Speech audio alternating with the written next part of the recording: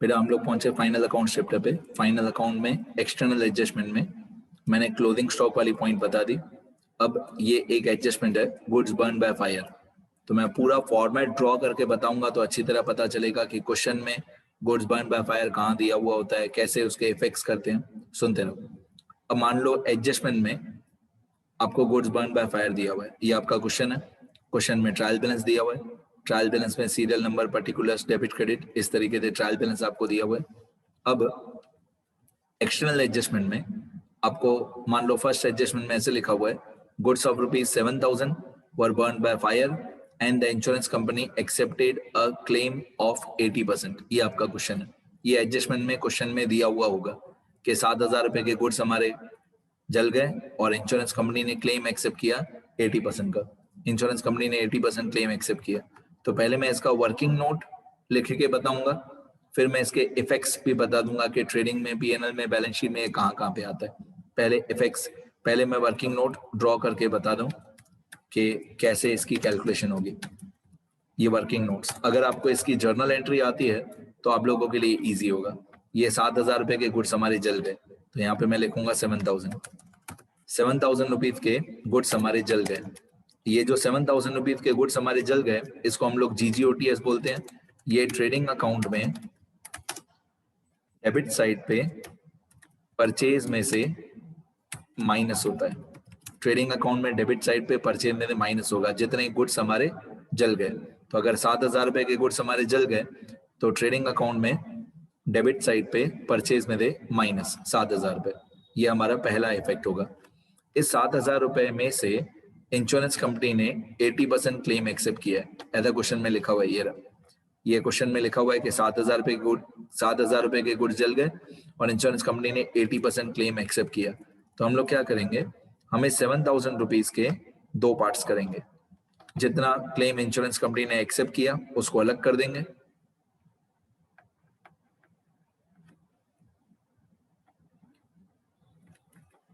और जितना claim insurance company ने एक्सेप्ट नहीं किया उसको अलग कर देंगे। ठीक है। अब इंश्योरेंस कंपनी ने 80% क्लेम एक्सेप्ट किया, तो 7,000 का 80%, 7,000 का 80% कितना होता है? 7 8 जा 56, मतलब 5600 होता है। 7,000 मल्टीप्लाई बाय 80 डिवाइड बाय 100, तो ये आएगा 5600। 5600 रुपीज का इंश्योरेंस कंपनी ने क्लेम एक्सेप्ट किया। जितना इंश्योरेंस कंपनी ने क्लेम एक्सेप्ट किया, इंश्योरेंस कंपनी क्लेम, जितना इंश्योरेंस कंपनी ने क्लेम एक्सेप्ट किया उतना पैसा हमको इंश्योरेंस कंपनी से मिलना बाकी है। तो insurance company becomes one type of debtor, receivable. Debtor नहीं बोल सकते, रिसीवेबल बोल सकते हैं। हमको इतना पैसा इंश्योरेंस कंपनी से मिलना बाकी है। अगर मिलना बाकी है तो ये हमारा एसेट हुआ, तो ये 5600 बैलेंस शीट में आएगा, एसेट साइड पे आएगा। अब आपको मालूम है बैलेंस शीट में एसेट साइड मतलब डेबिट साइड होती है, तो ये 5600 इंश्योरेंस कंपनी से हमको मिलना बाकी है, ये बैलेंस शीट में एसेट साइड पे आएगा, मतलब ये डेबिट हुआ। अच्छा, बाकी का 20% अमाउंट हमको नहीं मिला। 80% अमाउंट हमको मिल जाएगा बाद में, और बाकी का 20% हमको नहीं मिलेगा। बाकी का 20% हमको नहीं मिलेगा, तो जो 20% अमाउंट हमको नहीं मिलेगा, जितना पैसा हमको नहीं मिलेगा 20%, ये 20% हमारा लॉस हुआ। अब पहले 20% निकालते हैं कितना होता है, तो 7,000 मल्टीप्लाई बाय 20 डिवाइड बाय 100, ये होता है 1400। तो 1400 रुपीज हमको नहीं मिलेगा। इंश्योरेंस कंपनी वाले हमको 80% पैसा देंगे, मतलब बाकी का 20% नहीं देंगे। तो 20% होता है 7,000 का 20% होता है 1400। ये 1400 रुपीज हमको नहीं मिलेगा, इसको बोलते हैं लॉस बाय फायर। इसको बोलते हैं लॉस बाय फायर, क्योंकि ये हमारा लॉस है तो ये पीएनएल अकाउंट में डेबिट होगा। ये पीएनएल अकाउंट में डेबिट होगा 1400। ठीक है। अब ये एडजस्टमेंट मेरे लिए बहुत इंपॉर्टेंट क्यों है? ये एडजस्टमेंट मेरे लिए बहुत इंपॉर्टेंट इसलिए है क्योंकि ये आप जितनी भी दुनिया भर की बुक्स की पढ़ाई कर लो, जितनी भी दुनिया भर की बुक्स पढ़ लो, फाइनल अकाउंट पढ़ लो, ये एक ही ऐसी एडजस्टमेंट है, ये पूरी दुनिया में एक ही ऐसी एडजस्टमेंट है जिसका इफेक्ट तीनों जगह पे होगा, ट्रेडिंग में भी, पीएनएल में भी, बैलेंस शीट में भी। वैसे सॉल्व करने में इजी है, इतनी हार्ड नहीं है, लेकिन इसका इफेक्ट, ये एक ही ऐसी एडजस्टमेंट है जिसका इफेक्ट तीनों जगह पे होगा, ट्रेडिंग में भी, पीएनएल में भी और बैलेंस शीट में भी। तीनों जगह पे इसका इफेक्ट होगा, ट्रेडिंग, पीएनएल, बैलेंस शीट। अब मैं इफेक्ट्स लिख के बताऊंगा, पहले इफेक्ट्स लिखता हूं, फिर एक बार डेबिट क्रेडिट भी समझाऊंगा कि डेबिट क्रेडिट इक्वल कैसे हुआ। देखो 7,000 रुपए के हमारे गुड्स जल गए, तो ट्रेडिंग अकाउंट में ये हमारा आंसर है, ट्रेडिंग अकाउंट। ट्रेडिंग अकाउंट में यहाँ पे डेबिट साइड पे आता है टू परचेज, ट्रेडिंग अकाउंट में यहाँ पे डेबिट साइड पे आता है टू परचेज, जो भी परचेज की अमाउंट क्वेश्चन में दी हुई होगी, जो भी अमाउंट परचेज की ट्रायल बैलेंस में दी हुई होगी। इस परचेज में थे हम लोग, इस परचेज में थे हम लोग लिखेंगे less goods burned by fire, less goods burned by fire. कितने गुड्स हमारे जल गए? 7,000 रुपए के गुड्स हमारे जल गए, तो ये परचेज में थे हो जाएगा माइनस। ओके, अब दिमाग लगाओ, डेबिट साइड पे माइनस, मतलब ये 7,000 रुपए एक्चुअली में क्रेडिट हुआ। मैंने बहुत बार बताया डेबिट में थे माइनस मतलब क्रेडिट, तो ये 7,000 रुपए डेबिट में थे माइनस हुआ, डेबिट में थे माइनस हुआ 7,000, मतलब एक्चुअली ये 7,000 रुपए क्रेडिट हुआ।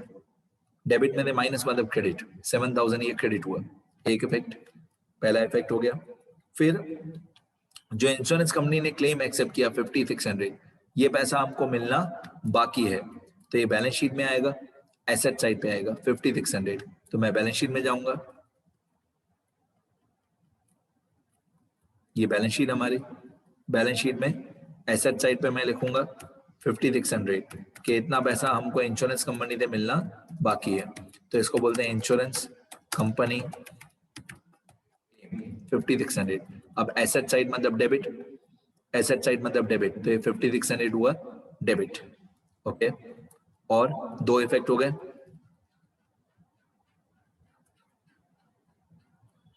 दो इफेक्ट हो गए। तो 7,000 रुपए ट्रेडिंग अकाउंट में डेबिट में थे माइनस, 5600 बैलेंस शीट में एसेट साइड, और 1400 रुपीज जो हमारा लॉस हुआ, 1400 रुपीज जो हमको नहीं मिलेगा, ये पीएनएल में डेबिट हो जाएगा। 1400 ये हमको नहीं मिलेंगे पैसे, इंश्योरेंस कंपनी वाले हमको 1400 रुपीज नहीं देंगे, तो ये हमारा लॉस हुआ। ये प्रॉफिट एंड लॉस अकाउंट में डेबिट साइड पे आएगा 1400, इसको क्या बोलेंगे? तो इसको बोलेंगे टू लॉस बाय फायर। ये 1400 हुआ डेबिट। अब दिमाग लगाओ, 1400 पीएनएल में डेबिट, 5600 बैलेंस शीट में डेबिट, 1400 पीएनएल में डेबिट, 5600 बैलेंस शीट में डेबिट, तो टोटल डेबिट कितना हुआ? 7,000। ओके, और 7,000 ट्रेडिंग अकाउंट में डेबिट में थे माइनस, 7,000 ट्रेडिंग अकाउंट में डेबिट में थे माइनस, डेबिट में थे माइनस मतलब क्रेडिट, डेबिट में थे माइनस मतलब क्रेडिट 7,000। ठीक है, अब मैं आपको इसकी जर्नल एंट्री भी बता देता हूँ, वैसे इसकी जरूरत नहीं है, पर मैं आपको जर्नल एंट्री भी बता देता हूँ, हम इसकी जर्नल एंट्री क्या करते थे। जर्नल एंट्री इस चैप्टर में कोई जरूरत नहीं है, सिर्फ आपके नॉलेज के लिए बता रहा हूँ। हम इसकी जर्नल एंट्री ऐसे करते थे, सबसे पहले हम लिखते थे insurance company claim account debit, insurance company claim account debit, इतना पैसा हमको मिलने वाला है। फिर हम लिखते थे loss by fire account debit, इतना पैसा हमको नहीं मिलेगा। तो परचेज, जर्नल एंट्री चैप्टर में हम ऐसा करते थे, insurance company claim account debit, loss by fire account debit to purchase. Insurance company वाले हमको क्लेम देंगे 5600 का, 1400 हमारा लॉस हुआ, और 7,000 के goods goes out, go out, goods go out, credit what goes out. तो जब भी जीजीओटीएस होता है, जीजीओटीएस की कोई भी ट्रांजेक्शन होती है तो परचेज अकाउंट क्रेडिट होता है, मैंने लाखों बार बताया। जब भी जीजीओटीएस की कोई भी ट्रांजेक्शन होती है तो परचेज अकाउंट क्रेडिट होता है। तो ये हम लोग जर्नल एंट्री करते थे, ये वाली insurance company claim account debit, loss by fire account debit to purchase. वही चीज आज हम लोगों ने फाइनल अकाउंट में सीखी। ये इसका वर्किंग नोट्स है और ये इसके इफेक्ट्स है। मैं एक बार स्टार्टिंग से दिखा देता हूँ। ये हमारा गुड्स बर्न बाय फायर। अब जो लोग रिकॉर्डेड लेक्चर देखेंगे पहले देख लो अच्छी तरह से, ये टॉपिक है गुड्स बर्न बाय फायर, ये ट्रायल बैलेंस, ये एडजस्टमेंट, यहां तक क्वेश्चन है, ये पूरा क्वेश्चन है। अब यहां से लेकर आंसर है, ये ट्रेडिंग अकाउंट, ये पीएनएल अकाउंट और ये बैलेंस शीट। और आपको एग्जाम में ट्रेडिंग पीएनएल बैलेंस शीट ही लिखना है। ये वर्किंग नोट्स एग्जाम में आपको नहीं लिखने, अभी लिखना, अभी नोटबुक में लिखना, एग्जाम में ये वाला वर्किंग नोट नहीं लिखना। और ये जर्नल एंट्री भी अभी लिखना, एग्जाम में नहीं। एग्जाम में सिर्फ ट्रेडिंग पीएनएल बैलेंस शीट चाहिए बस। ठीक है, इतना कंप्लीट करो बेटा।